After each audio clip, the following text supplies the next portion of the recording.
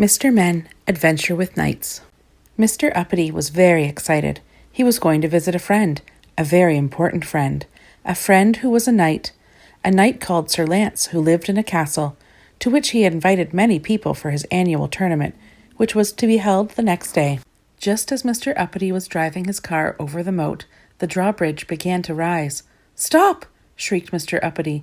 But stop was not going to stop anything, because it was Mr. Muddle who was operating the drawbridge. If Mr. Uppity had shouted go, then all might have been well, but he didn't. Poor Mr. Uppity, it was not a good start to his visit. There was a roaring log fire in the banqueting hall, and Mr. Uppity soon dried off. Sir Lance had laid on a whole feast that evening, and Mr. Uppity and his friends ate very well indeed, as they listened to the minstrel singing songs and telling tales. Late that night, after everybody had gone to bed, little Miss Greedy woke up. I'm sure you can guess why she woke up. That's right, she was hungry. So she set off to find the kitchen to get herself a midnight snack. The castle was a maze of turrets and battlements, and passageways and spiral staircases, and in no time at all, little Miss Greedy was hopelessly lost. She kept going down and down, down and down until she found herself in the castle dungeon. It was dark and damp and very creepy. Little Miss Greedy gulped. And then, with a bang, the door swung shut and little Miss Greedy was locked in for the night. It was a very cold and hungry little Miss Greedy who was found by a knight the following morning. And it would have to be said, a very happy little Miss Greedy when she found out it was time for breakfast. Once everybody had eaten breakfast, Sir Lance showed them to the armory where they got dressed for the tournament. Mr. Nosy could not find a helmet that fitted. And nor could Mr. Small. Finding a helmet to fit Mr. Skinny was not a problem, but it was too heavy. Mr. Fussy refused to wear one because it would mess up his hair. And Mr. Muddle had an altogether different problem. The tournament began with a jousting contest.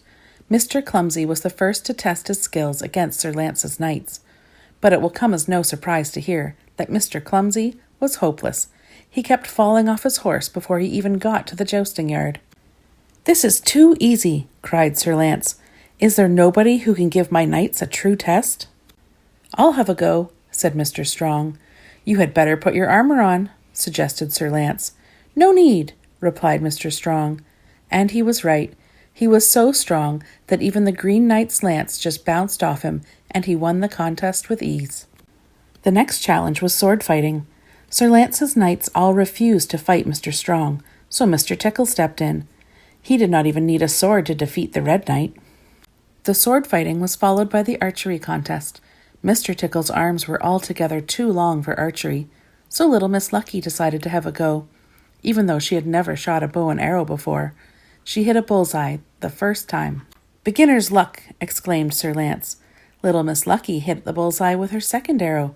"I don't believe it!" cried Sir Lance. And then little Miss Lucky hit a third bullseye. "Nobody's that lucky," grumbled Sir Lance. "I am," grinned little Miss Lucky. Just then a messenger ran through the crowd.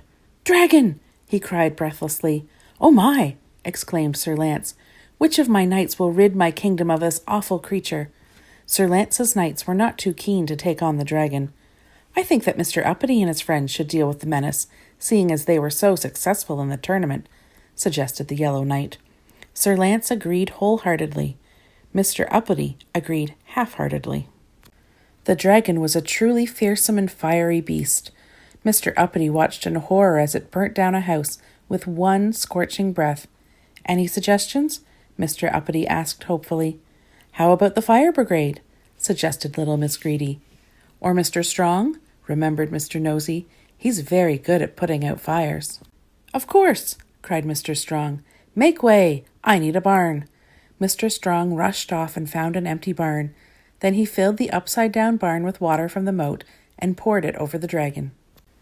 There was a loud hissing and sizzling sound.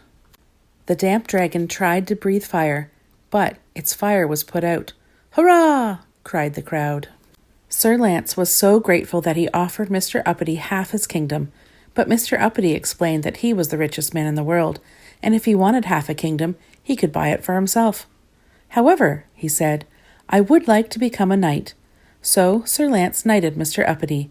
"Arise, Sir Uppity," he proclaimed. It was one of the proudest moments of Mr. Uppity's life, and something that Mr. Uppity did not let anyone forget.